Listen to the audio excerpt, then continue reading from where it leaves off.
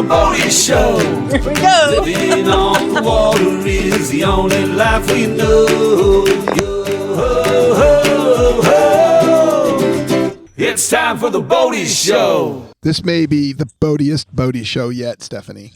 We will have to see if that is the case. I can't wait to top it, nonetheless. Whatever that may be. So, Steph, where are you? I am somewhere near the foot of Round Island. I'm on the houseboat, and we are officially maiden voyaging from Clayton to Docksident, which is where it summers. Where you are underway right now, as we speak. We are underway. You are boating, not just boating, but boating on the houseboat. Are you driving? No, not right now, but I could drive if that would make it boatier. That'd make Would it you like me to do boatier. that? Who's driving right now? Kick them out of the way.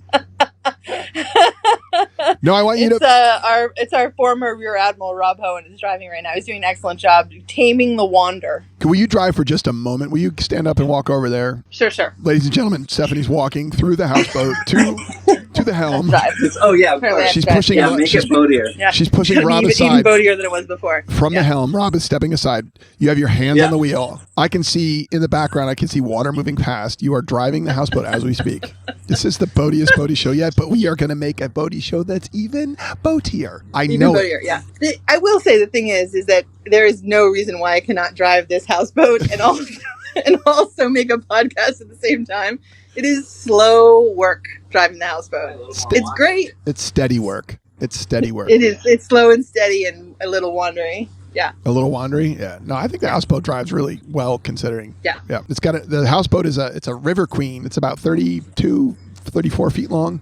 Am I correct? Sure. Yeah. Steel hull. It has a Yamaha outboard on a bracket on the back. So there's this big piece of steel that's been welded onto the back of the boat. The outboard is bolted on that. So you actually can direct the thrust. The thing turns pretty well. It tracks pretty well. So yeah. Okay. Yeah, we did have to put some gas in it, which you and I have to have a sidebar about that. All right. But we did have to put some gas in it, which meant we had to navigate it from like Clayton over to the RJ Marine gas dock, and it was quite windy. So we got in there okay, and then we had to get back out. Now we are just doing the obligatory, let's get this thing back to Fisher's Landing kind of a trip, which is required and also delightful. Boating downriver past a few of the Thousand Island. Yeah. Very We've good. Past seven so far. You got a ways to go to get to 1,000. Right. Yeah. It's going to be a long day. Awesome. Well, if you'd like to resume, reclining while Rob drives and we can focus on the podcast, you're welcome to do so. It's a tough call right now. So we can get there. Okay, yeah, you should probably take over. Listeners, we have just established that you can podcast and drive a houseboat at the same time. Maybe not do it well, but wait till you hear what happened at the gas dock. Is this a sidebar, or are we going to have like another sidebar after what we're about again, sometimes I'm not, it's hard to say because like you said before, like, are we trying to get back on track or have we not even started the track? It's hard to say sometimes. Are there tracks on the water? No, I don't think there are. So this on track, off track, like that. There are train tracks. There are like trains have tracks. Cars are on roads, which are sometimes be described as a track, but boats don't have tracks. Right. So I would say that today definitely did not have a track because I was basically sitting on my houseboat trying to figure out what to do and how to get it there. But then there's this thing that you and I call, or we all call, boat Tetris, which is like, how do I get my boat where it needs to be, but also get my car where it needs to be?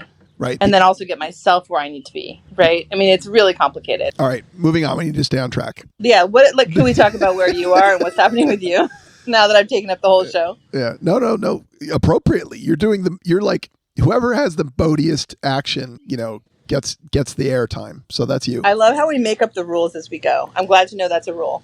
Yeah. Well, it is for now. It may dissipate very quickly. Who knows? Because fair. Yeah, we make up and also we dissolve rules as we go. Yeah. Okay. All right. Where are you and what are you doing? Typical back porch recording a podcast. Blah blah blah. Why does your voice sound like that, Jeff? Yeah, that's a good segue. My voice is shredded. And I sound like, what do I sound like? I'm not sure I've ever heard anything quite like it. My voice is shredded from 2 days of crew races, the 97th Submarine Regatta in Philadelphia, Pennsylvania, the largest high school rowing event in the world. And it is high school only. There were like thousands of kids, hundreds of boats, probably pushing 200 schools, because it's all scholastic, were in Philly for this event. And we had my team that at Lower Merion Rowing, oldest public high school rowing program in the country, founded in 1945. We had 13 boats in the heats. 8 went to semifinals and 1 went to finals. Unfortunately, we only sent 1 to finals, but we put 56 kids out for heats, and a significant proportion of them raced again, which is a big deal. That's amazing. That's a big Amazing. deal. A big deal in rowing, because for the biggest events, there are always heats and finals, and often heat semis and finals. So you could row once and then, be done. That's a real bummer, because your job is to move forward. And so we moved a bunch of kids forward, which is great. And I am capable of yelling very loudly in a way that carries across water. And I do that, and the kids can hear me, and I can project out and above all the other noise in a certain kind of way. Actually, I was cheering for my oldest friend Julia's daughter, Julie and Mike, who you've met. Their daughter Claire was rowing in a lightweight double, so 2 kids, 2 oars per kid. And I yelled, and she turned and looked at me, and I yelled again, "Don't look at me!" And then she looked at me after I yelled, "Don't look at me." Well, that's going well. Yeah. But that's amazing, though. That sounds so awesome. I saw a bunch of pictures and videos, and it looked amazing. Congratulations. It was great. It's I get picked up by my fellow coaches at 6 a.m. and on Friday I got home at 7, and yesterday I got picked up at 6 a.m. and got home at about 4:30 or so. And so, these are really, really long days. They're so full, you don't stop moving. Rowing is a ton of logistics. You've got the oars, you've got the boats, you've got the pieces and parts that you have to put on and then take off the boats. You have launch times and recovery times, and you've got shoes that come off and go in a bag and then get brought back to the kids and all this stuff. God, it sounds like horse racing. Yeah, it's just it's one of my favorite ways to pass the time. And the kids at this point in the season, they know what to do. They don't need to be instructed for the most part. And so our jobs as coaches is to support the logistics and support them, in just a few reminders here and there, stay off your feet, get out of the sun. And luckily we had amazing weather. It was Friday was there was cloud cover, but no wind, and a nice cool temperature. And on Saturday there was some rain, but it was light, and it really didn't build until later in the day. So it was just great. And I really enjoy spending time with the coaches that I coach with. So Kirk and Amy and Brooks and Coach Sam. Audrey, who we all heard from last week, was not there. She is in final approach to departure for the World Cup races that she's going to be doing. And so I think she starts in Switzerland, and then she ends up in Poland, so we heard a little bit about that last week, but just fantastic. And it's a great community there. A lot of other coaches there that we know. Speaking to the independence piece, how you said, the kids know what to do. I was floored when I was visiting with you, doing that little coaching adventure. That I want people to picture these towers of boats, right? These fiberglass, super long, super delicate boats that are stacked up all the way to the ceiling, IKEA style. And I remember saying to you, how do they get these down? And you're yeah, the kids do it. How do kids do that? Yeah, and the boathouse is the interior of the boathouse is 2 stories tall, and the racks go all the way up to the ceiling, and the boats are, they're 40, 50, 60 foot long. 60, yeah. Yeah, carbon fiber. 1 houseboat, 1.5 houseboats, or 2 houseboats. Right, yeah. And the houseboat unit is measurement, is that it? Okay, but also I need to dock the houseboat in 5 minutes, unless Rob wants to do it. Do you want to dock, or do you want me to do it? Yeah, you can. I'm happy to do it. You got it, Rob. Okay. You sure? Yeah. Okay. Yeah. All right, we're approaching. And if we're approaching the destination, approaching Occident Island, if it gets exciting and you have to drop the phone, that's boaty too. That's fine too. Yeah, exactly. Yeah. You know what to do, right? Just take it in a little U loop, and then Are you? Yeah. Wow, I think that's fair. Did I just mansplained to? She did. Afterward, if you tell him in a patronizing, you want me to explain to you what to do? No, I'm gonna put out a fender. Uh-huh. Yep. Called it a fender. Patrick Murphy would be so happy. Yeah, it's not a bumper; it's a fender. Afterward, make sure you congratulate him for whatever job he does in a patronizing way. I will be super patronizing about it. Be like, oh my God, I can't believe you did that. That was amazing. Where'd you learn that?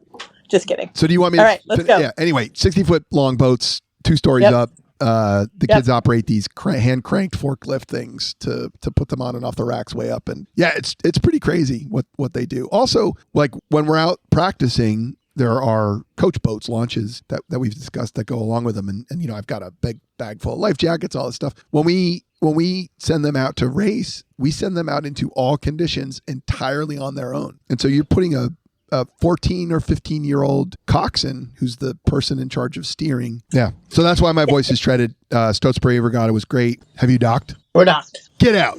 Rob did it. I did it. You did it. I realized it was going to be easier for me to dock it than it was going to be for me to do the lines while I was doing the podcast. So while I was running my mouth, you were docking the houseboat at Occident. We've got a big interview today. My friend Arny Stankus, who is retired from the Navy, not retired from work and life, but he was in the submarine service, and we have an interview with him that Missy and I did a little bit ago, where we hear a lot about how the subsurface Navy works, what life is like on board a submarine. It's a really, really cool discussion. He shared a whole bunch of information with us. Arny picked a replacement song called Alex Chilton, so you'll hear the opening bars of Alex Chilton by the Replacements.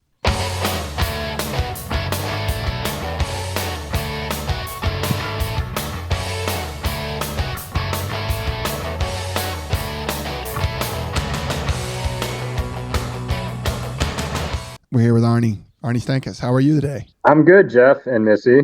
Yeah.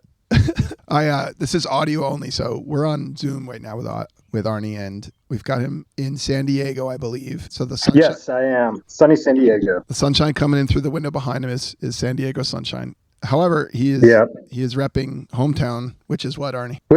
Cleveland. Yeah. The premise of having you on was so that our audience, our listeners that's about 60 regular, but like kind of all over the world now. Like they get to hear a little bit more about you and perhaps life beneath the waves, which seems really mysterious to all of us, but you lived it for a long time, because when you were in the Navy, what were you doing? Like a brief little history, if people don't understand, I went to the Naval Academy, and they're training you to be an officer to get your degree. It's going to be a technical degree, even if it's an English major. And then there's all these professions they have lined up for you. And a lot of them are based on ability, application, screening, and then also physical ability. So like anybody else that went to the Naval Academy, everybody like in my genre wanted to be Top Gun. I want to be Top Gun. Unfortunately, I didn't have 20/20 vision. So the best I could be was what they call a naval flight officer, which is kind of like the guy that runs the systems and is the co-pilot. And I did a summer cruise flying with the Navy, seeing if I wanted to do that. Immediately could not do that. I just have to be driving the plane. I could not be the backseater. It was it just went against everything like I wanted to do. So my dilemma upon graduation is like, you basically have a set choice of career paths you can join when you graduate the Naval Academy. And anybody that's physically able, they're trying to push you into what they call warfare community. For the Navy, it was either your surface warfare, going on surface ships. You can go aviation, which is a pilot or naval flight officer. You can go submarines, submarine warfare, or you can go special operations, which is basically SEALs. And so everybody that kind of gets a career path, and you got to pretty much pick it somewhat early. And then what they do is your junior year, towards the end, they do kind of service selection night. I'm sorry, your what we call first year, your senior year. Now, all these communities require summertime training and getting some face time with people that run the programs to see if they want you to some degree. So there's a screening process. Now, when I was trying to choose all this, I basically gravitated towards submarines because of what we do, how we do it. It's not really big Navy. Everything's stealthy. It's a small community, and a lot of people in the community are pretty much, they're the better parts of the Navy that volunteer for it. Because for the enlisted guys, it's pure voluntary. Anybody that wants to go submarines has to volunteer. And again, they do their own screening and their own schooling. So that's how I ended up in submarines. Huh. So you had the summer of flight officer backseat where you discovered that wasn't the deal, and then you went back to school and you had to figure out what was next, and that was during your first year did you get some of that FaceTime with people in the submarine service? So I have to go back. I have an interesting background because I was also prior enlisted, which meant after high school I joined the Navy because long story, but like seeing how much my parents are going to spend for Loyola Chicago, which I was going to go to originally, was just a lot. So I joined a program in the Navy that gave you, a better view for officer programs. And I envisioned myself when I joined the Navy, I was like, okay, I'm going to join the Navy. I'm going to do it on my own. And I just envisioned myself working hard and then just doing a ROTC program, getting a ROTC scholarship at some school. And since I was down in Florida for basic training, I was like, hey, University of Florida looks good. So I started applying to University of Florida, bigger schools. And this whole process of me applying for an ROTC scholarship while enlisted in the Navy led me to the Naval Academy, which I didn't think I would ever get into. When you are enlisted in the Navy, a captain or a commander gives you, they interview you. Their word is has a lot more weight than anything else you came from in the civilian world.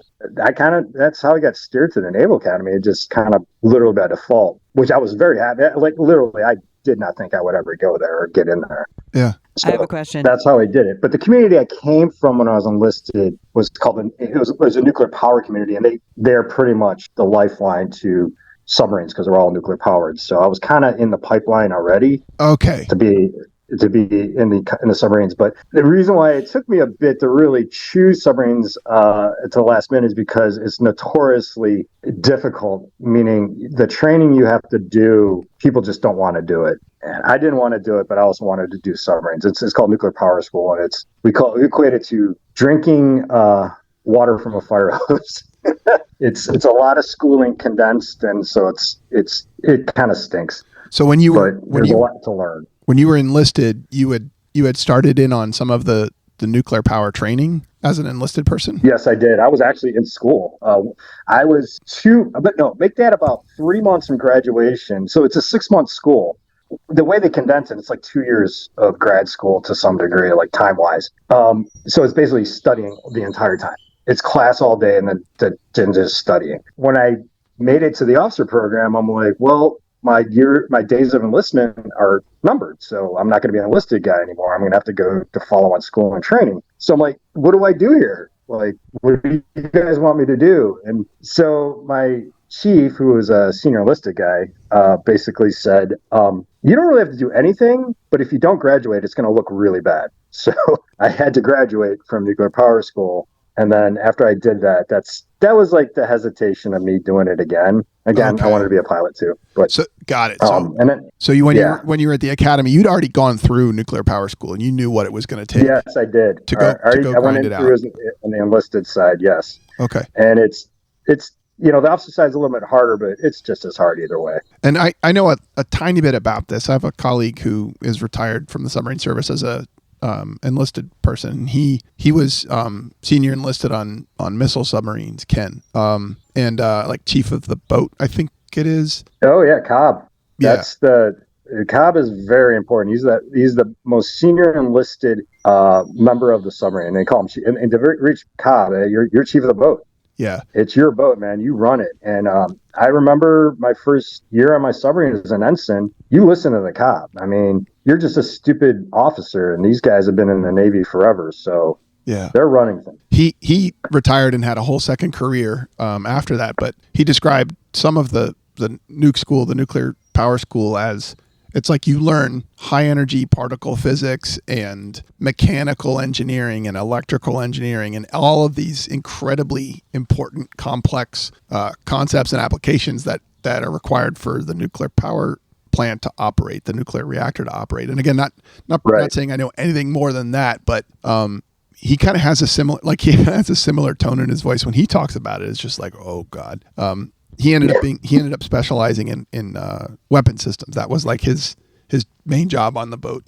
But yeah, like that's something I've learned in the last few years, that if you're going to go on the submarine, like everybody has to qualify on everything. And so everybody knows how to operate every piece of machinery on there. Yeah. And so like everybody has to basically be able to at some level operate a nuclear reactor. Yeah.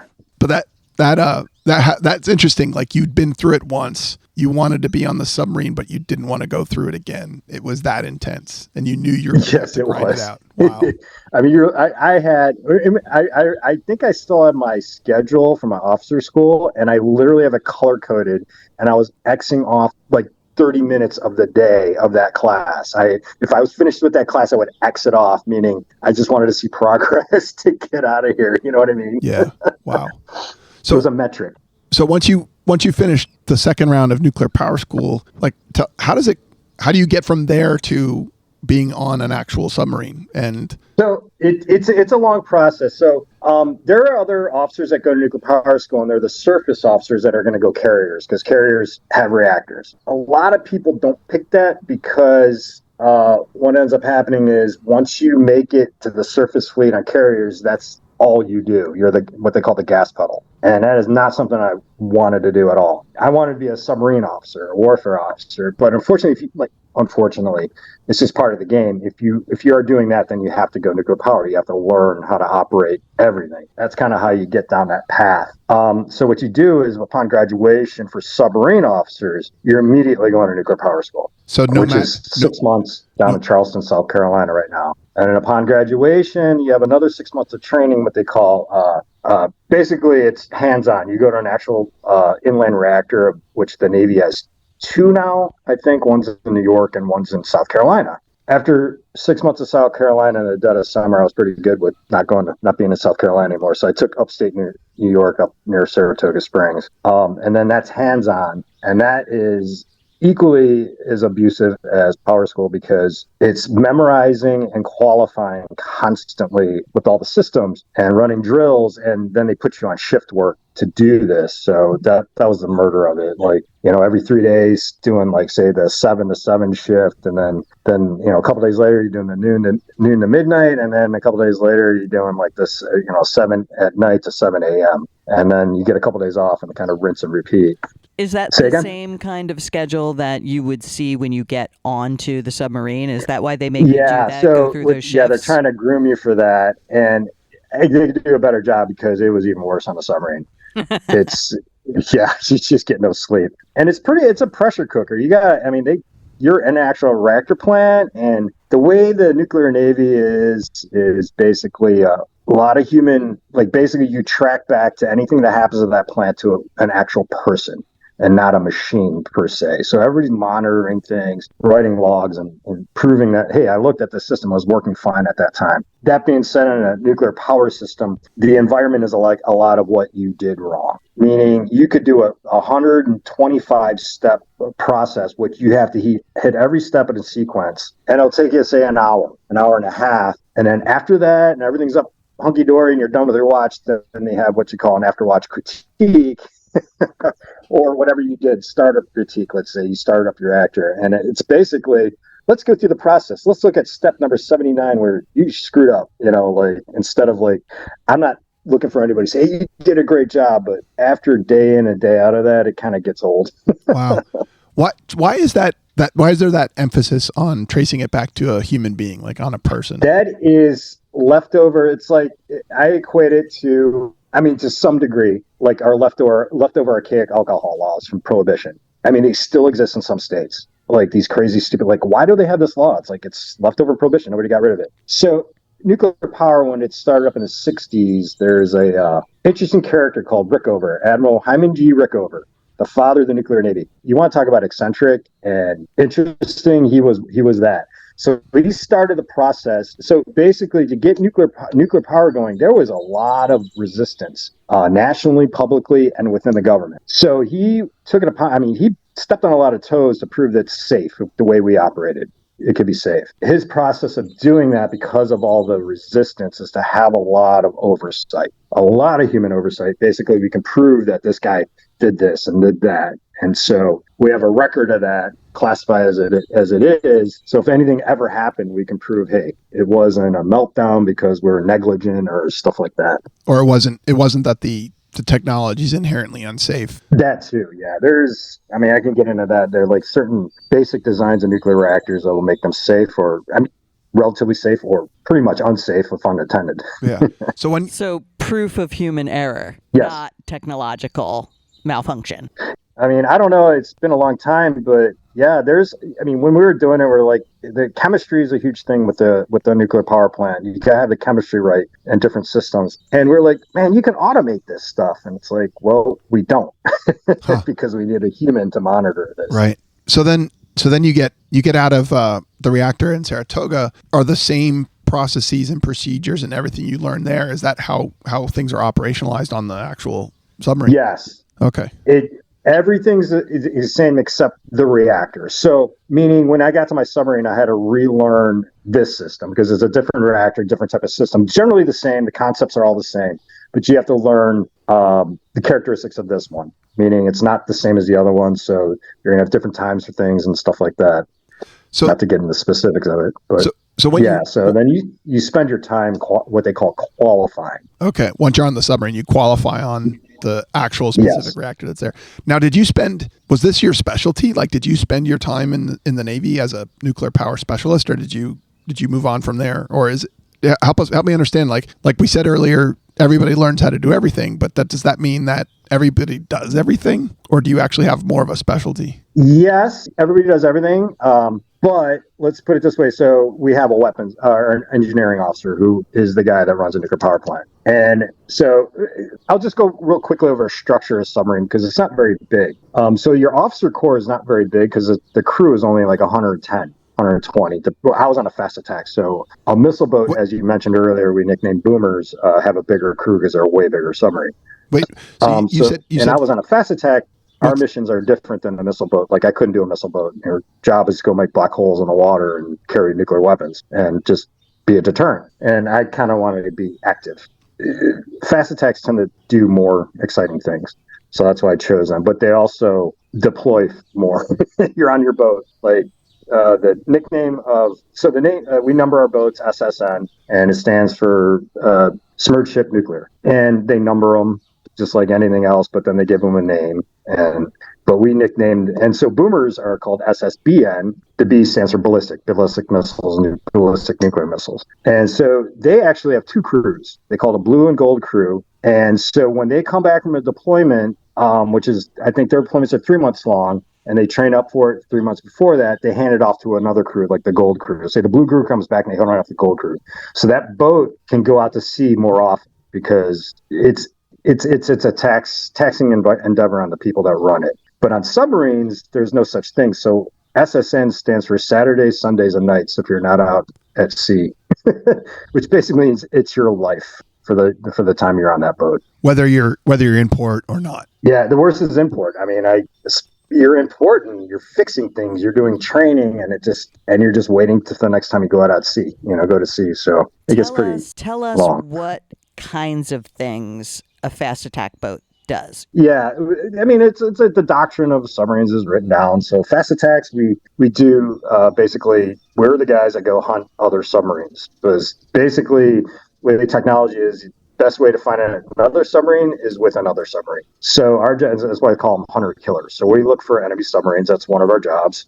Second job is strike attacks. So we carry Tomahawks as well, which are land attack missiles. And I had a newer Los Angeles class. My boat was a Toledo, USS Toledo. They named after cities in this class. And I had 12 vertical. So I was an improved Los Angeles class, which means they gave us 12 missile tubes between like our sonar dome and the bow of the ship that were constantly there. They're basically encapsulated missiles, and we needed to launch. We can open up the hatches and vertically launch those, in addition to launching them out of our torpedo tubes, which we did as well. So that gives us the land attack capability. Then there's the intelligence capability, which we do a lot of intelligence. So that's just however we do it. Going to a place and just gathering intelligence. It could be anything really, communications and whatnot. And then they also, in other boats, specialize in special operations where they put a piggyback, like it looks like another tiny submarine on the back of a big submarine, and that's for the SEALs to basically get in and out of their submarine and do clandestine missions. So the submarine is basically a big taxi service for SEALs as well. So there's 4 big missions that we do. And rumor has it also that submarines in the past have powered a little island after a hurricane with a nuclear reactor. So, all right, wait, I have a question. You said you did intelligence. So you're in a submarine. So what, you just pull close to somewhere and then try and like hawk somebody's communications? Or you're not getting off the ship and doing intelligence, you're doing it from the submarine? A good way, I heard this in an analogy, and it's not classified. So there's different forms of intelligence, and give them like the military loves their acronyms. So there's HUMINT, SIGINT. HUMINT stands for human intelligence. That's like person to person or person observing. SIGINT is like signal intelligence, which could be anything. The radio signals, telephone signals, communication signals, Okay.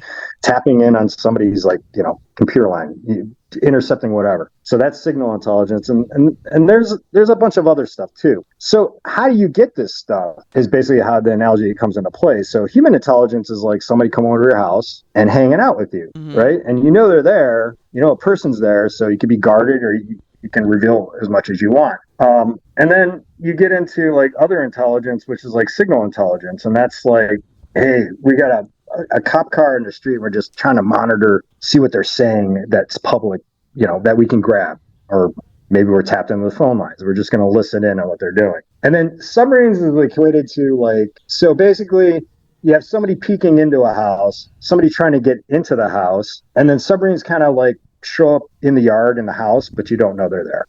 Kind of deal. That's what I was just going to say. And because you originally said that it's all stealthy mission. So the point is for you to be there, for no one else to know you're there, and for you to be able to pick up whatever it is you're after. And it's also and it feeds into our doctrine of submarines. You don't want to be detected or heard. That's basically your job is not to be detected or heard. And in wartime, that's a bad thing. So we practice that all the time. As an example of what is unclassified but related, my grandfather was in the submarine service back in diesel electric boat days. He ended up going on to work for Electric Boat and was a programmer. I didn't know that. Yeah. So that's cool. Yeah, he was. I mean, he was stationed all over the world, but then settled in Groton, worked for EB, and he was a program manager for supporting the Trident missile. The Lafayette class. That may be the case. Yeah, I think it was a Lafayette. Yeah. But his active duty was diesel electrics in the early days because he graduated from the Naval Academy in 45. Okay, I didn't know that. That's pretty cool. He might have. Oh, I don't know your private grandfather. I mean, he probably would have some amazing stories of Rickover hearing about him. He didn't talk about it much. He had some really gnarly stuff happen, and he would just wasn't something he talked about. So he's actually his story is in a book called Blind Man's Bluff. Yeah. Yeah. Every submarine guy knows that very well. So, when I was a kid, I read a book about this particular incident that I'll describe. That was all, it was things written in the 60s or 70s, and it was telling the story of the loss of the Caccino, which was this diesel electric boat, and he was working on another boat that was paired up with it, and they ended up having to surface in the North Sea. The Caccino had a battery fire, which is effectively like plastic and acid and all sorts of horrible things burning. Yes, a bunch of people ended up. They're awful. A bunch of people ended up on deck, wounded from all the smoke inhalation, and he spent some time in the North Sea holding on to a guy and ended up getting rescued after that. But they had to surface after something sketchy happened while they were either planting or retrieving a recording device on a communications cable that was, running Soviet Union communications through it. And so this was the intelligence gathering function of the submarine back in the day. They would go plant a listening device on the cable and then come back for it, a month or two later, collect it, take it home, and people would listen to whatever had been picked up on this cable. So when you talk about intelligence gathering, that's what happened before, maybe before some of the more sophisticated, very classified methods became available. But it's like the number of different things that you did out there were quite varied. What I'd ask is, you were about to describe the structure. You said 110 people on board. That's not a lot for this big complex craft, this machine. It is not. Yeah. So you've got officer corps of about how many, and then enlisted, and how did you all live and work together? Let's see. It's about 10 officers to 12 officers to basically learning the boat and getting qualified. But you're not useless after about 4 months, because you should be qualified on the reactor plant, because you went through all that schooling and learning that specific one. You prove that you're able to stand what they call engineering officer of the watch, which is the first watch you're ever going to stand in a submarine if you're an officer. And that's basically sitting in what they call the box. There's a room in the reactor plant, pretty much ensures the safety of the operational crew back there in case something happens, like a steam leak, which on a high pressure steam system, which you don't want in an encapsulated environment, is a high pressure steam leak. Sorry, I got a notification here from Zoom. So you stand that, and then in the process, you're trying to now qualify the warfare part of the boat, which is what you sign up for, how to actually operate a submarine instead of being a gas pedal. So that takes a long time, relatively speaking, about a good year and a half, sometimes two, depending on your submarine's operational cycle and whatnot. I say within a year, then they call it, you get your dolphins, you get your gold dolphins, which is basically the Navy saying you are now a qualified submarine warfare officer. You are now basically able, if everybody dies, you can be the captain of the submarine and fight it, so to speak. That's what everybody aspires to be, and that's where the fun stuff happens. But even when you get up to there, you're still doing engineering stuff all the time. So that being said, officers, it's about that many, and we have our own. Again, how many was that again? 10 to 12, he said. 10 to 12. I'd say about 10 to 12. Got it. All right. So could be more. Like 10%, 10% of the ship. 10, yeah, about that. Because basically the structure comes down. You got your captain, the captain of the boat, your executive officers, second in command, and then you got your 3 department heads. Actually, 4. Sorry. So probably a little more. 4 department heads, which are like your vice president. So you have your engineering officer runs the reactor plant, who would be a lieutenant commander. He gets spot promoted, even though the pay doesn't catch up to them because it's a huge responsibility. Then you have your weapons officers in charge of like all the weapons and basically tactical employment, etc. Then you have your navigation officer who's in charge of navigation and also all the highly sensitive communications equipment and navigation equipment as well. And then you have your supply officer who's not what they call a warfare officer. He's basically in charge of logistics, but he qualifies what they call, he can be up to a diving officer, which is the guy sits behind the helmsman and planesman to make sure we stay on course and at our depth. Basically 2 guys just steering the wheel, and he makes sure they do it. And those are your department heads, and then underneath them are what they call JOs, junior officers. And so you got different levels of JOs, because I spent 3 years on my boat. When you first get there, you don't know what you're doing. You got to have what they call a sea daddy, which is what we call, older JOs, or if you're even an older JO that's been on the boat, like I was like 3 years, they'd call you a super JO, meaning you've been there for a long time. The super JOs are the ones that really, if you got a good one, he helps take the new officers and help them train and qualify and learn everything. But most of your training is going to come from senior enlisted who run your department, because those guys have been doing it for, say, 10 to 20 years already. And so you lean on them, and they're the ones that really train you on a lot of stuff. Now, the officer stuff, yeah, the super JO will teach you on that. So those are the officers. Senior enlisted like the Cobb? What's that? Senior enlisted like the Cobb? Yeah, like the Cobb. And so the officers we have our own little stateroom, they call them. There's like 3 of them. One for the engineering officer, and then there are 3 people per stateroom. When I say stateroom, it's the size of a closet, by the way, with 3 people in it.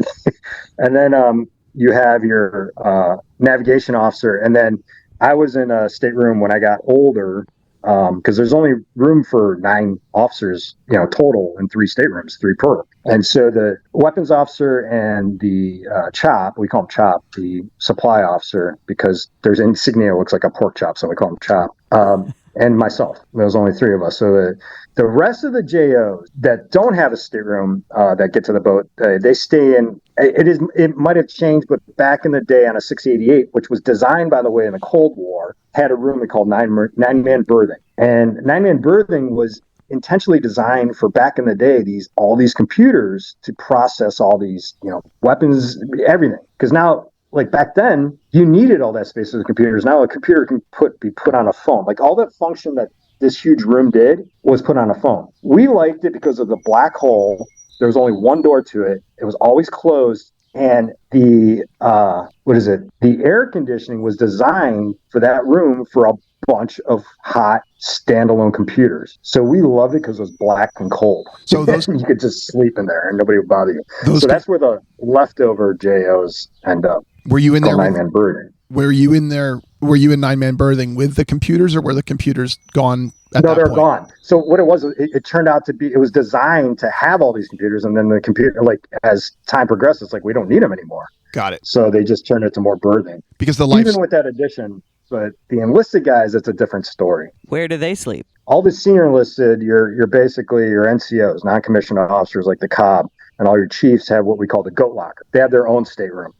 They have their own racks and their own little meeting area. And it's, even for officers to go there, you ask permission, like that's their area and you respect it. And then for the rest of the crew, there's like distributed berthing with, these racks stacked 3 high, and you can only fit so much into them in these bathrooms. But the younger guy, and there's only enough berthing for so many guys, and then we have more people than beds. So what ends up happening is for long deployments, which all our deployments are long, we convert the torpedo room into a rack system, basically bedding. So all these torpedoes are on their own racks, and we put the beds or their cots or mattresses on top of the torpedo. And they end up sharing those beds with another guy. So somebody's always on watch, and your watches are 6 hours long. So you share a bed with a guy that's on watch, and then when he's off of watch, if you have time to go to sleep, then you go to sleep. And they call that system hot racking because your bed is always hot from a previous person. So you're out there. Definitely. Jesus. You're out there for how long? Doing 6 months. 6 months. Our deployments are 6 months long, but we don't like to spend like more than 2 months continuous underwater unless it's operational, because it just, you get punchy. So 2 months continuous. Especially if you're not doing anything. 2 months continuous underwater, hot racking on a mattress above a torpedo every 6 hours. That's intense. I mean, I guess this is where I gotta ask, how do people live that way? And I don't mean that in any kind of negative sense, but because you wanted to do it. It was a goal. Everybody volunteers to be there, officers and enlisted included. So there's this choice to go do this, which, so, that selects for people who are up for the challenge. All of the qualification and testing and there's probably a washout percentage of people who just don't, they can't make it through all of the technical training and that sort of thing. But then you end up deployed and you're underwater for 2 months straight without that kind of space. Like, what are some of the human dynamics that develop to sort of allow that to happen? I tell you, it's a psychologist's dream, because I caught myself in situations you're like, why did I react that way? And it's very, like, we had one where a lot of what we do too is like for fast attacks is like we call cops on the beat. So we're the patrolmen that are, this is your sector and you're the cops on the beat. Now that's when I say that, that's an international responsibility for certain areas, because the Brits are our allies and they got very good submarines. The French, Norwegians have very good submarines. They don't have nuclear, but some of the areas they're the cops on the beat. And we had to cover one time for a particular cop that couldn't show up because they had some engine trouble. And so we got extended, and that just pops up sometimes, and you're out there, longer than anticipated. And then sometimes it's towards the tail end of your deployment, so you start running out of food. What ends up happening too is your meals become the same, and you add that all together with very little sleep and being on mission, which is even more stressful because you have a lot more responsibility than, like, so after your watch for 6 hours of actually like playing the game, so to speak, there's a lot meetings afterwards and support and training to do that 6 hours or to review that 6 hours. And it's not uncommon for officers to basically, like for me, like, you don't sleep sometimes for 2 days straight. It's not ideal, but you're not getting a lot of sleep, what it comes down to. So you add that all together and some crazy stuff just happens. It's like nothing like physical is getting kicked out, but like it's interesting. Like I have a good one where we were out for a long time and the officers eat in the wardroom where basically it's a big table and the captain, everybody has their dedicated seats that are higher up, and you eat your meals there together, and you have a steward that comes and feed everybody. And one time I was in there and it was a watch change, so it was busy. Like, officers are coming in to talk to the captain, ask for permission. And my best friend came in. He was a great submarine officer, one of my best friends on the boat. And he came in to give a briefing to our captain, and I literally just got off a watch. I think I've been up for 36 hours. I was just haggard. I'm eating the same meal I ate for the last 4 days for breakfast. And I just look at him and I'm like, I want to rip your fucking head off. And that's exactly what came out of my mouth. Am I allowed to say that on the show? I'm sorry. Yes, you are. Yeah. Okay. That's exactly what I said to him. He did absolutely nothing to me. He wasn't even engaging me in conversation. And that's basically what came out of my mouth. It was the craziest thing.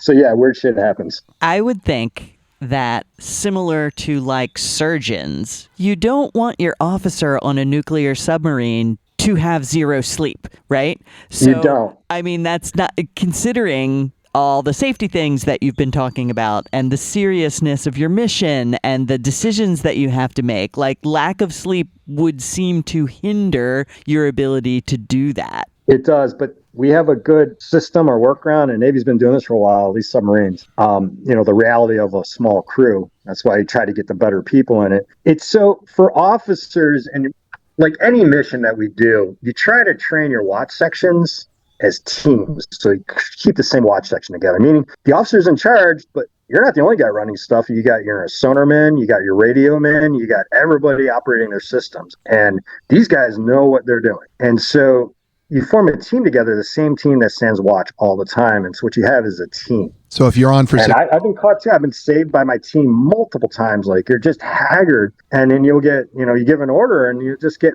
like, say a lowly petty officer second class goes, "Hey, Mr. Stankus, you sure you want to do that?" Simple as that, and you'd be like, "Yeah, you're right. That's pretty stupid." Or if you continue on with it, you get a chief come on, like, "Sir, you really want to do that?"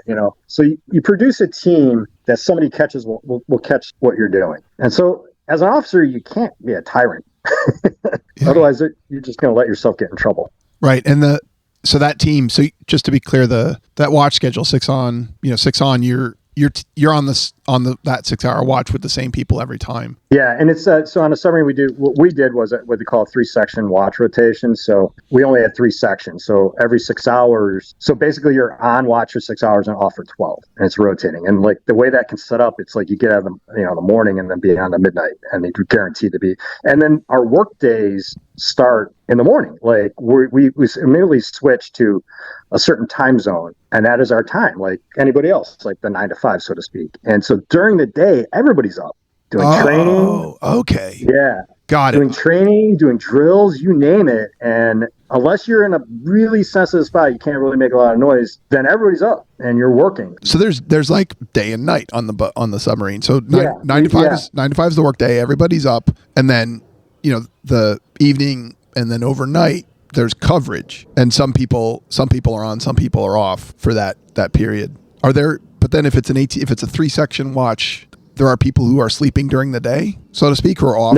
No, okay. Nobody's sleeping during the day. Nobody. So that's how, like, I guess that is how you could end up being up for 2 days straight. Like if your watch, your standing watch situation lined up such that you had watch from 3 a.m. to 9 a.m. and then you're up from 9 to 5 because that's the work day. Like that stuff can all line up, and then all of a sudden you're up nonstop. Is that pretty much? Okay, got it. Wow. And there's like all these little things, even in the middle of the night. Oh, the worst. I was the worst. I have to apologize to every like junior enlisted guy, the basically the messengers. They're the most youngest guys that are really not trained up on anything, but they become the messengers on their watch. And so they're like, "Hey, go wake up the captain. I need permission for this," or I need an officer to do what they call battery charging lineup, which if we're going to charge a battery, we have to make, basically somebody physically checks all the connections in certain cells that, our battery charge will be fine and the battery is fine. It is the worst in the world because you have to go in the battery cell compartment, which is this compartment in the belly of the boat, so to speak. The only way to get in, of course, it's sealed off because in case you get a battery fire. So you got one hatch, this metal hatch you open up, and then you step down. And as soon as you step down, you're on top of these fiberglass grates on top of all these battery cells. There's a lot of them. And when you step down into this hatch, the distance between the top of the cell and the top of, like, say, the metal compartment you're in, the ceiling, is about 3 feet. So when you shut the hatch, you are literally crawling around in, like, you cannot be claustrophobic in this thing. You're in this basically battery room, but there's not a room. You're basically on top of the batteries with very limited room between you and the ceiling, and you have to check certain batteries. You're crawling on fiberglass, and that smell of the sulfuric acid is not fun. And it's notorious for, if you like, your t-shirt under your uniform, uniform is resistant to chemicals, but your t-shirt is not. And it's like you would get holes in your t-shirt from the acid because you have to actually check the cells. And that is the worst thing to do. But there's no set schedule when you do battery charge. It's like, oh, the conditions are right. We have your shit and we're able, let's do a battery charge. Then you have to wake up an officer to go check the battery charge. And it's always the guy that just went to sleep. Of course. And always the junior guy. So that was the worst thing in the world. That enlisted messenger has to go wake you up to do like the worst job, your least favorite job. The look, I mean, your curtain going back and a flashlight on a clipboard and Mr. Stankus, you're like, God, damn it. It was So the you worst in the started world. this segment by saying you apologized to all of the junior officer messengers. Yes, That because you I may was have pretty offended at that particular angry when point I was in time. working up. The junior enlisted masters. Wait, I have something else. Yep. So you mentioned climbing onto the batteries and the limited space and claustrophobia. I would think that you could not have an ounce of claustrophobia to even be in a submarine to begin with. No, you can't. I just remember my first couple months on the boat when I was qualifying, because I wasn't qualified to do anything, and it's really rough on the enlisted guys. By the way, it's man, they eat their young. They really do. It's rough on them, because as soon as you get to the boat and you're not qualified, that means back in the day we call them nubs, and it's like, and they would say, you're eating our food, and you're breathing our air, and you're drinking our water, you're contributing. You know, it was like. And these guys would hear it until they're qualified to stand some sort of watch. It was pretty rough on these guys. But they screened them pretty well to come in to do this. I mean, we only had a story of one guy losing it. It was a great one. His nickname was Fight Club. But it's a grind. Yeah. It is until you get there, and then you qualify your watches, and then there's no thanks. I mean, you're just going to stand. You're going to spend more time standing watch, which is what you want to do too. Right. So let's say you're not qualified and you're in this loop, so to speak. It just seems like you're in everybody's way. There's no room. You're literally, if you don't have a purpose, that's when I think it starts affecting you. Because once you have a job and a purpose, it is so busy, you have like I said, no time to sleep. It helps. You know what I mean? You become a robot, so to speak. You know, it's like, I got to do my job. Or I have a job to do. Or I got to get this done. Or I'm going to get my ass beat or something like that. Get chewed out by somebody, so to speak. So the challenges of this are immense. Everybody chooses to do it. It's something that the country, the world needs, and its service. What could you help us understand, why you chose to do it, and why it was satisfying to you? Why this was such an important part of your life? You see a lot of this in the military in general is there's a lineage, a legacy of people serving. So mine started, my grandfather was in D-Day, World War II, and I had never known my grandfather. He passed away 2 months after I was born. But hearing the story, I mean, he was literally on the first wave. He, was lucky to just survive that day. And then he had to fight the rest of the war, and he got wounded 3 or 4 times in that war. But he had to fight World War II. And then my dad, very blue collar, hearing the story, same house as my grandmother, his wife was a Rosie Riveter. And right next door was her sister. And they both literally walked down the street in Cleveland and went to a Westinghouse plant. And they were building parts for planes and tanks literally right down the street where we lived. And so we had that. And then my dad grew up in that neighborhood. And my dad was stupid smart and ended up applying for West Point and got in, so my dad went to West Point and became an officer, and he served in artillery. And that was during the Korean War. He was sent to Korea. And what people don't know, during that time in Korea was still there was a lot of shooting still going on. And so guys were basically in pillboxes up on the front line. So my dad served. And then that being raised to be reminded hey, this is a great country. You got to give back to some degree. My dad never said, oh, you got to go in the military. But he always told me, no matter what you do, you got to give back to some degree. Civil service, you name it, you got to do something. And it doesn't have to be your career, but you should. And so I've always had that in my mind. And growing up in it, it was kind of, I don't know, it found it exciting and, a bigger calling. There's always a huge, bigger calling. And then I'm the guy that chose the Navy. Right. And then you chose nuclear power school twice, and you chose the submarine service. Yeah, my dad always told me, if people don't know, there's a huge rivalry between West Point and Naval Academy, Army Navy. Right. It's huge. And so my dad went to West Point and I go to Naval Academy, which I remember going to my dad's reunion after I graduated and wearing my uniform. It was kind of fun. But we ended up all on the same team. And the reason why Naval Academy for me was Navy had, to me, the better toys. Right. What, after your time on the sub, what do you look back on with sort of fondness? What do you value from those experiences? The people, without question. And it's every guy that technically served under me because I was an officer, these are the greatest guys ever. I mean, in a nuclear power room, a lot of these guys end up there because let's be truthful. probably smoked a little too much weed in college or started running out of money, right? Man, didn't make them any less smart. These guys are smarter than I was, like by far. They're really smart people. So that ends up happening too. And so like the quality of people you serve with, and and any group of people that goes to the same cauldron together will have a bond no matter what. Right. That shared experience that having made it through and supported each other, back to mentioning the watch teams that you described, supporting each other through adversity and these, not even adversity in the sense of any like acute moment of combat or warfare, but just watch after watch, day after day. When the food ran out, you go through that together, and that establishes that bond that you're talking about. Absolutely. And then not everything, like submarines are notorious. Like we always have like a 6-month deployment, about in the middle, we call it mid-deployment upkeep. And it's basically a space shuttle underwater. Stuff breaks. You got to fix it. So whatever division you're running, you're fixing stuff. And a lot of times you're out in the middle of the sea, you have nobody else to call at all. Your car breaks down in the middle of the Mojave Desert. It's just you, like say nobody's going to show up. So we're very self-reliant. And when you're self-reliant as a team, that makes the bond even stronger too. No towboat US out there to just come get you.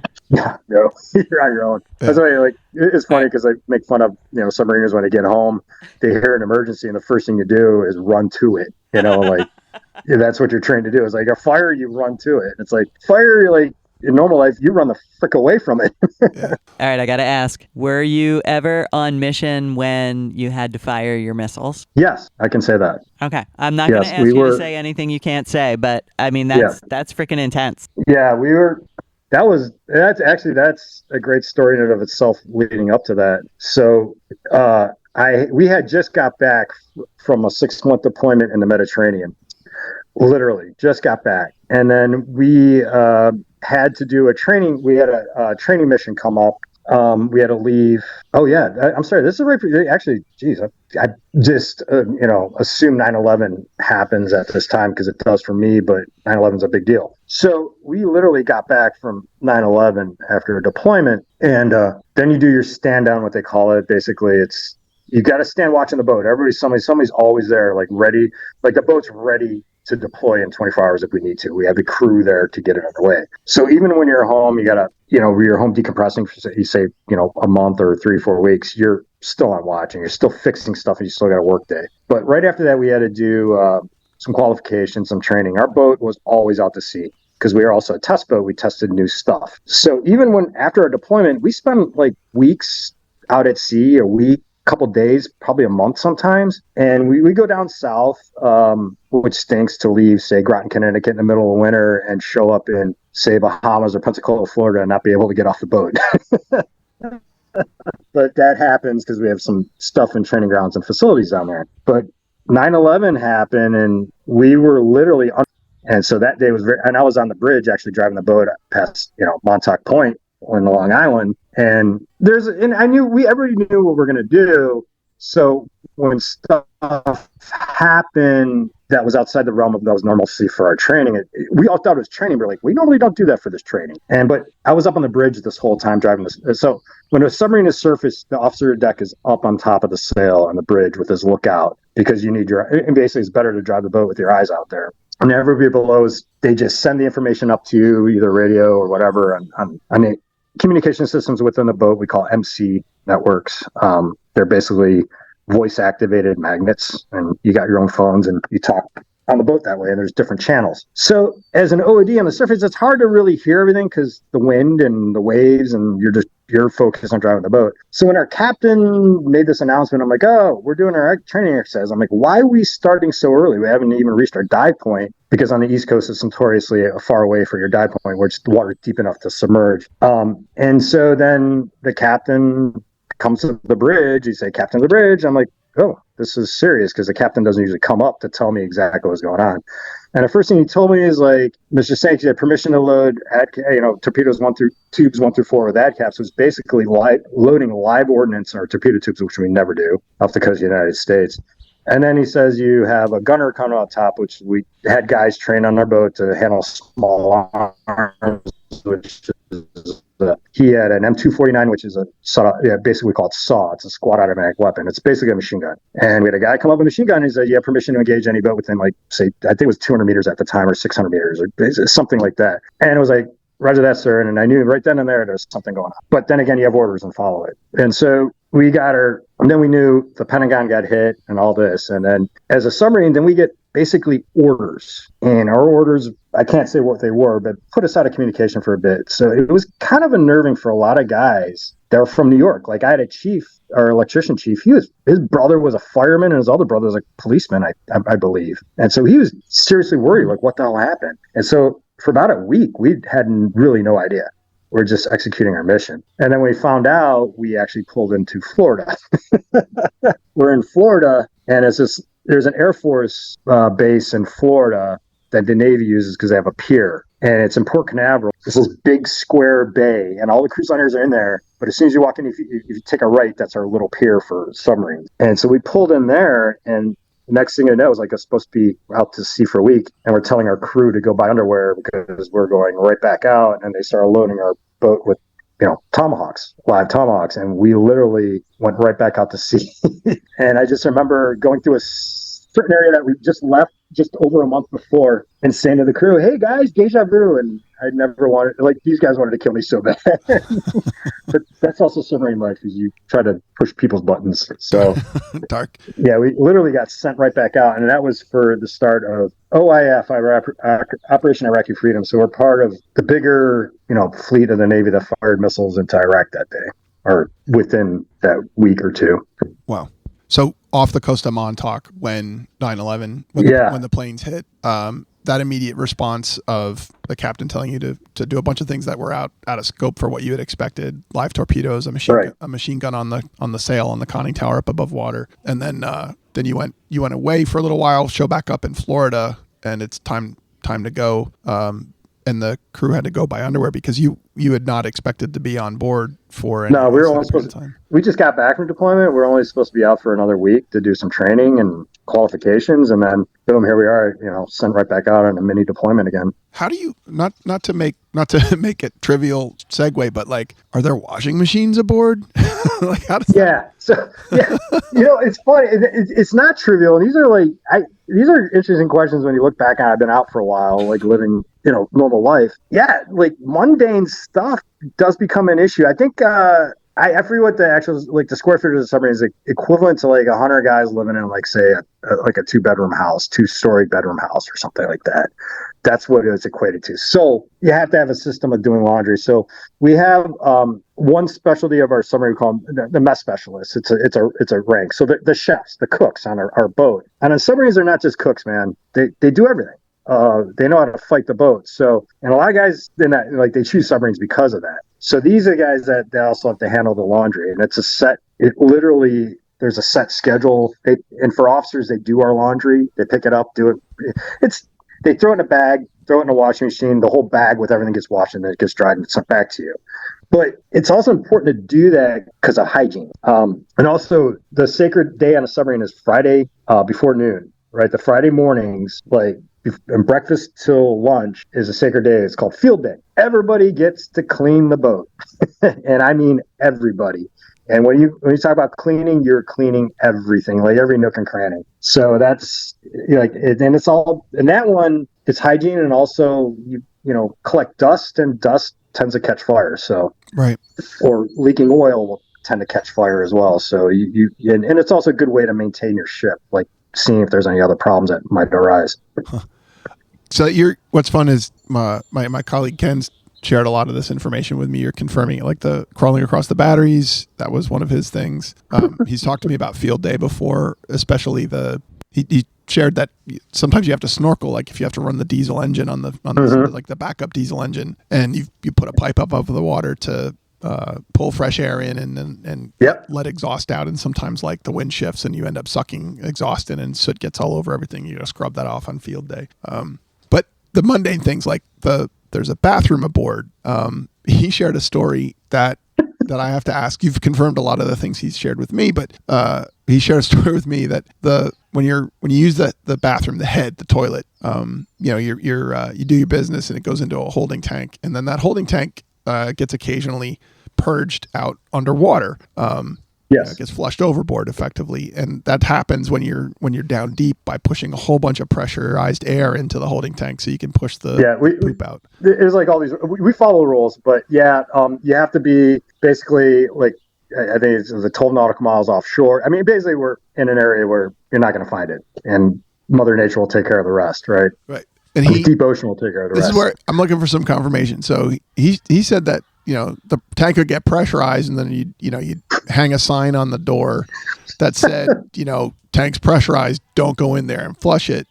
And that every once in a while somebody would have to go really badly. They'd probably been up forever, and they'd go in, they wouldn't see the sign, and then they'd go to flush the toilet, and all that pressure in the tank would like fire back into the bathroom and explode all of the poop everywhere. Now, is that him telling I can confirm that, yes, it happens. Not personally, although I had it worse. So what ends up, a lot of times what ends up happening with that, it's not so much the user's fault, it's the auxiliary division that has to hang the tags to say, hey, don't operate this frickin' valve pressurized system, purging. And sometimes, so there's two sections of submarine when I'm sorry, I keep coming back, but I have to explain it. No, it's great. It's great. That's why we're doing this. Yeah. So there's two parts of the boat when it comes unlisted. We call them, the coners and the nukes. So there are actually two sections of the submarine that are separated by like a big, huge pressure barrier. So if one part floods or steams out, like say the engine room, it won't affect the forward part of the boat, which basically is all the beds and all the it's where the heart of the boat is, where everything happens. The pointy end of the stick, so to speak.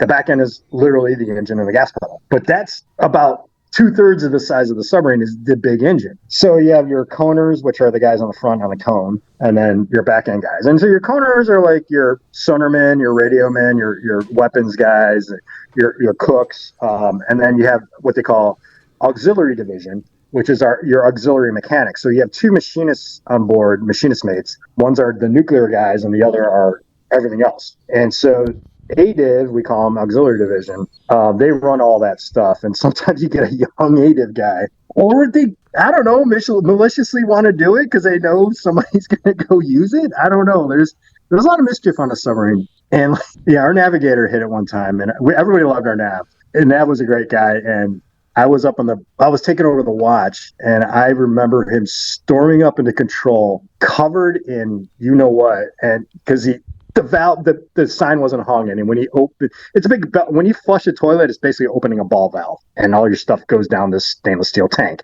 And he opened that ball valve and just got a face full of everything. So he comes, and he was out for blood, man. It was hilarious until it happened to me.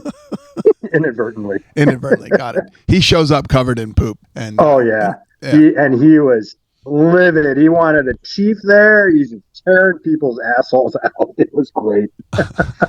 And if you're not directly involved with that, like pretty much the rest of the boat, besides ADIV and him, you're laughing your ass off. You're observing and being entertained in the midst of your this like cycle of life that you're on. So I have one more question, and we can use this as a way to sort of wrap it up. Could you share us your experience coming off the boat? So you're in that world, and it's so intense and so all immersive, and then you get back to shore, and there it sounds like you're still keeping watch, you're still doing all of that, but then at some point you've got an actual real break where you can like shift back to life in the rest of the world. What's that process like? What's that experience like? It is. It's interesting.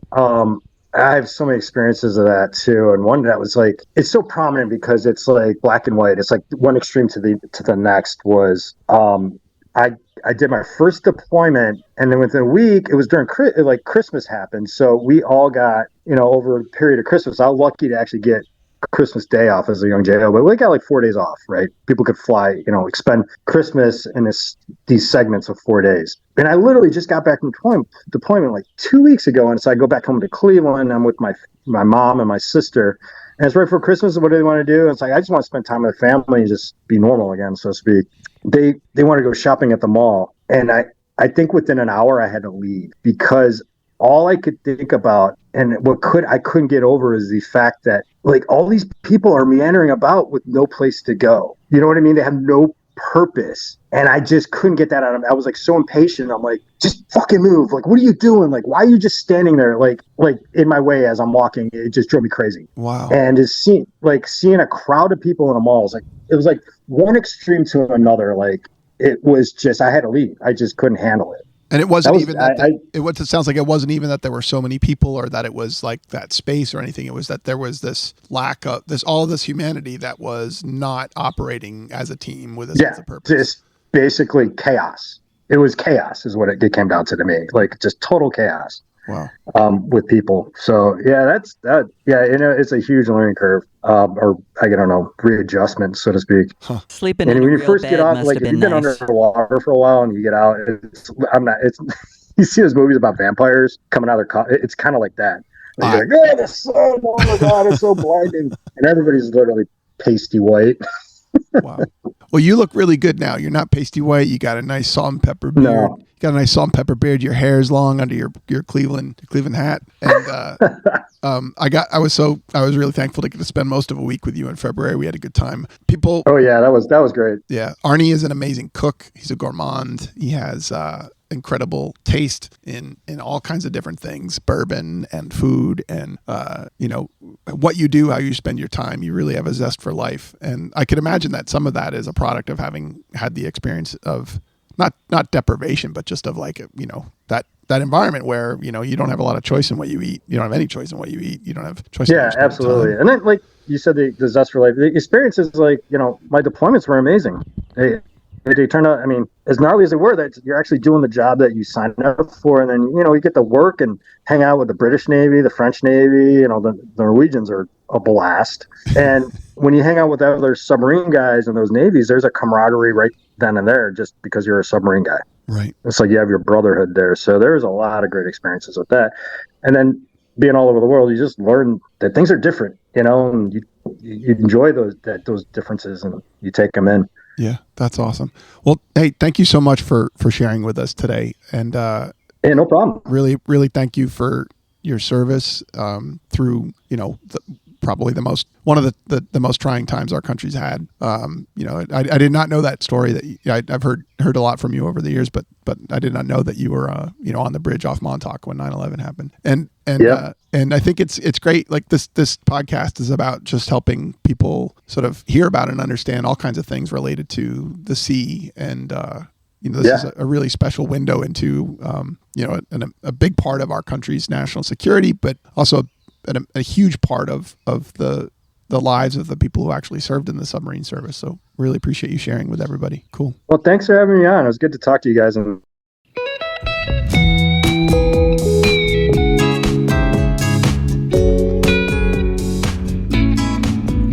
it's the boat of the week, stable and sleek. Check out that vessel, baby, isn't she sweet? It's the boat of the week, the boat of the week. Ooh, how I love me, the boat of the week. Da da da da da da. Hey, yeah, let's check out the boat of the week. There it is. We had multiple submissions of the same boat this week. The Venergy 33 Classic. Have you seen the pictures of it from the? I have. All right. So this is redolent of the Riva design, which Riva is an Italian design that is like super duper classic. There's like Rivas in movie after movie after movie. It's typically a wooden hull, often varnished wood, that is all about tumble home comfort and just like hot sweet cruising. So the roundness, there's a lot of roundness going on with these boats. A lot of streamlining. There's always on a Riva, and then again on this, there's always a big white upholstered sun pad behind the cockpit. So think open runabout, windshield wrapping around the driver and the passenger and the co-pilot, and very comfy, luxurious seating, tables, cup holders, all that stuff in the cockpit. And then on the Venergy, as on the Riva, there's a big white upholstered sun pad on the back where you lounge in your like Sophia Loren bikini. And and or you're like Speedo if you are if you were Cool. the man with Sophia, and then typically there's some like really nice engine details that make it look a little jet age, and in this case steps down to a swim platform that are quite tapered. So the Venergy 33 is designed for a sporty sailing experience and maximum comfort. All the details on board are own designs and are handmade. This is I can't tell what country this is from. I'll figure it out. The boat has everything that is required for a wonderful day on the river. Very stylish interior. Upholstery, leathers, and other materials are chosen with an exceptional eye for detail. The Venergy is equipped with two powerful 260 horsepower Yanmar turbo diesel motors that guarantee two. You need two of those, just to be clear. Guarantee top-level performance in the water. So this is a runabout, which means like you're not supposed to sleep on it. You're supposed to go around and check stuff out and enjoy the cruise with two giant diesel motors. There's like chrome everywhere. There is not a speck of paint on this thing. It's all varnished wood. I was gonna say this because I feel like the last couple of boats of the week we had this conversation about how what we loved about the boat was that it was a combination of the varnished wood and the paint, which I've been thinking about, and I'm like, and the only way I know how to say this is like sometimes it's hotter when parts are covered up, right? Like it's like covered but also amazing. Like I don't know, there's some combination, but this one is like all naked wood. So back to Sophia Loren and her bikini on the sun pad. That bikini is what makes Sophia hot. And if this boat had been painted in a few strategic areas, then it would be even hotter. Is that what you're saying? Do you think so? I mean, I think that's what we're talking around. I don't know the answer to it. I don't know. I mean, I think it's an interesting question. It is an interesting The boat question. is amazing. The boat is very beautiful. I love it. It's gorgeous. I wonder if this is why the 99.9% of the enthusiasm for classic wooden boats, varnished wooden boats with not a speck Are of paint men. are all men, often kind of creepy old men. No, that's not fair. Just me. Yeah. But also sometimes people like projects. Sometimes men like projects, and wooden boats are great projects. I don't know. Men like projects, and they like Sophia Loren sans bikini, and they like Exactly. they like the wooden boats without paint. Missy, I think we're moving around a concept that we don't need to get any closer to, but I do feel like this, at the end of the day, I feel like everything we said about the last boat of the week was true, and it is also true that this boat is super hot. it is super hot because sometimes when you take the bathing suit off, it's a good thing. And there it is. Okay. Missy has something to say. She's joined us. I just said not Jeff. He doesn't like projects. Not at all. Never. Yeah. All right, so Never. Venergy is a Dutch shipbuilder. This boat was a one-off, and they have a bunch of models. There's the 37. Now I want to look at a few of these. Whoa, like they got some models that are way more futuristic than this thing. I'm clicking through. This thing is not futuristic. Oh. It's historistic, right? It's like more history than future. Wait, what's God. happening over there? Are you making up new boats of the week? Because that's not cool. No. All right, nope. We already have a winner. Then it's so great. We're gonna come back. No decisions. No one's feeling That's it's going to be something. hurt. We're going to come back to Venergy. I'm not even going to describe what I'm seeing because it's so good that it's taking the words away from me.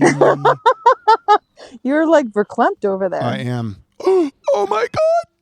They've got even more. Send me all of it right now. They have a portfolio they call Venergy Classic Models in the 37. Oh, I'm literally having a moment. I've never heard this before. God, I've never heard this from you before. That's amazing. Chills at this thing.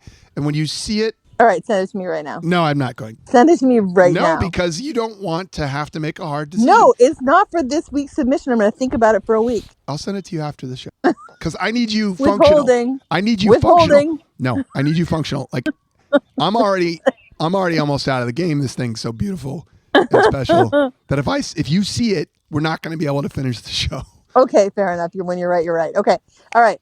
So basically, there's a Dutch boat. It's super hot. There's no bikini. We're going with it, and everybody gets a sticker. I mean, Everybody this is great gets a sticker. news. I'm so happy. Hippies are all about no bathing suit and hippie Exactly. rules. Yeah. Let's go. Well, that's it.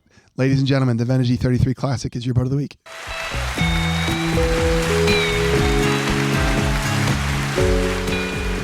Well, that's a wrap. That's quite a show. Wait, late breaking. Missy, Yes, Jeff. you have something you want to share with the listeners. This is very interesting. It's a multi-function vacuum cleaner. Okay. Super hot. It's handheld. And so I bought this thing because I saw a review and it said it's the best freaking handheld vacuum out there. It does all this. And I was like, you're right. They never really do that. So I got it. And I need to tell you guys a couple things about it. So it's really little. Like, it came in this teeny tiny box. I'm like, what the hell is this? And it looks like a little ray gun that you get. It looks like a ray gun. And when you charge it and take it out of the thing, it feels like a blow dryer, like a small blow dryer. That's what it looks like. But this thing, I cleaned my Telluride with it. For those of you who might like to clean your boat, Stephanie, I know that's not you. But I'm working on it. But I think Patrick Murphy needs to buy this immediately. Patrick, Probably. I'm talking to you. It's the size of a ray gun, Patrick. You could have two, and you could have them in holsters on either side of your hips, like you're a boat cleaning cowboy. Just two more things. Superhero. Two more things that I need to share. So when you search for the LT117, again, no brand name. I don't know who makes it. It's sold at Home Depot. And here, I shit you not, is exactly what it says on the Home Depot page. Suck and blow bagless, cordless, HEPA handheld vacuum. I swear to God, that's what it says. I mean, it could have been written by our executive director of fake advertising. Yeah. That's Andy Mullen copy right there. This is why we haven't heard from him, because he's working for Home Depot now. So they should be so lucky. As a vacuum, it works really, really well. But here is the amazing part. It has an attachment that you put on the other side of the sucking part, on the blowing part, and it'll blow up your floaty toys. Yep, true. Oh. It'll blow up your floaty toys. So you can have a vacuum to clean your boat or not if you want. It's really little, it's light, it's awesome. And it'll blow up your floaty toys. Full circle. Will blow float of the week up at the same time. your floaty toys. Excellent. You're welcome. You're welcome. All right. That's a wrap. Thank you, everybody. Yo ho ho, that's it for the Bodie Show. Pack the cooler, grab the lines, let's go, go, go. Yo ho ho ho ho. That's it for the Bodie Show.